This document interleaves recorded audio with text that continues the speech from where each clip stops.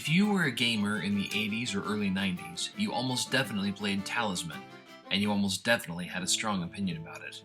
This archetypical fantasy slugfest has been a staple in game closets for decades, and almost exactly a year after the release of the disappointing Talisman prologue, Nomad Games has finally released the full version upon the masses.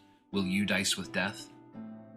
Talisman allows you to select one of 14 fantasy classes, knights or minstrels, or races, elves or trolls, and set about to adventure through an unnamed kingdom.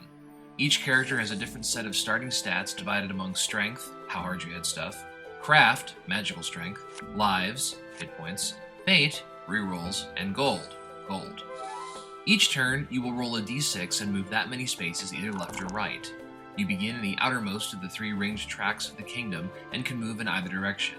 A few spaces, like the Portal of Power or the Sentinel, allow you to cross into an inner ring.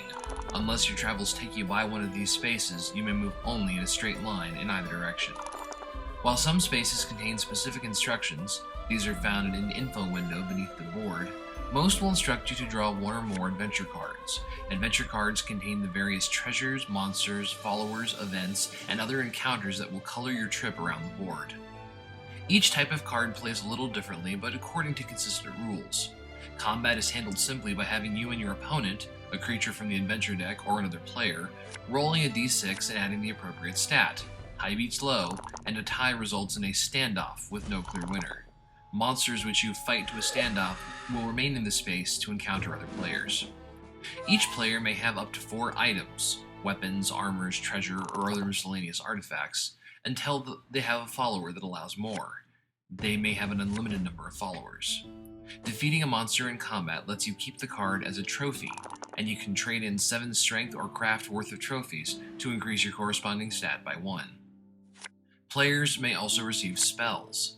Anyone in the world of Talisman can use a little magic, and all players may keep spell cards up to the limit designated by their craft stat.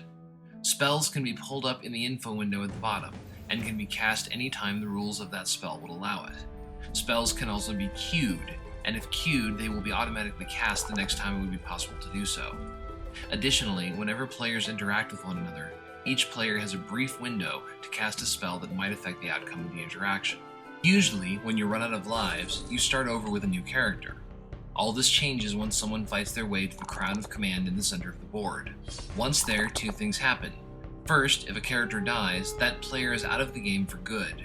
Second, the player in the center can cast the command spell, which gives them a 50% chance of doing 1 life of damage to every other player on the board. Once someone gets to the Crown of Command and starts casting the spell, the last character standing wins. This is not necessarily the one on the crown, but that's usually the way to bet.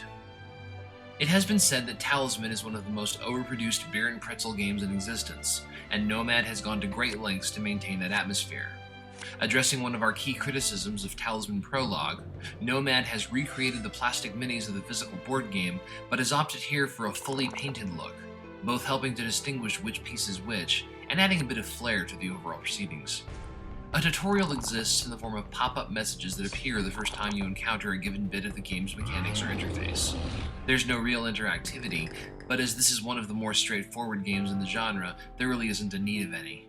The messages can be turned off or on in the game's settings. Setup also allows for a number of house rules, most of which are designed to speed up the game once you've played it to completion and boggled at how long it takes to get through due to the sheer randomness on display. A link to the rulebook is also buried in the settings, and here's a disappointment as the rulebook actually is just a web page on the Game Workshop site. Consequently, you'd better make sure everyone knows the rules if you're playing without internet access. The game offers an impressive amount of optional IAP, unsurprising as the offline version of Talisman has a number of expansions. Right now, you'll be able to purchase the Reaper expansion, which adds 5 characters, a number of cards, and the Grim Reaper piece, which players can direct at opponents to make their lives more difficult. Also on tap are 5 new characters, available for $1 apiece. These are 5 of the 12 characters that originally appeared in issue 48 of the German gaming magazine Mephisto. It is unclear, at this time, if Nomad plans to add the remaining 7. All of this IAP is purely optional. Unlike the iPad adaptations of Space Hulk or Elder Sign, where you are given only part of the base game and must purchase the rest separately, Talisman gives you the full game, and each IAP is truly an expansion purchase.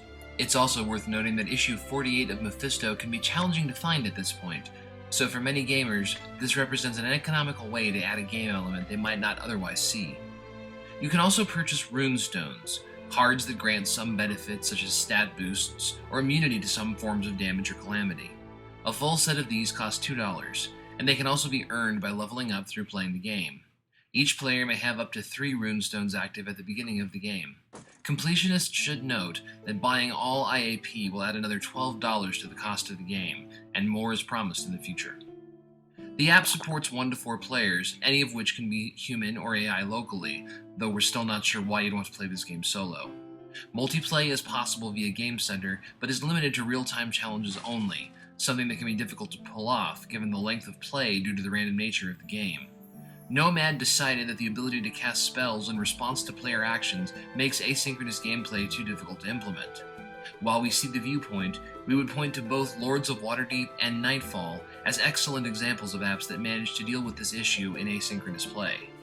There are also a number of interface texts that refer to things like double-clicking, telltale holdovers from the app's PC origins. We sincerely hope that both of these shortcomings are addressed in a future release. Talisman is not for everyone, but this is about as nice an implementation as you could hope for.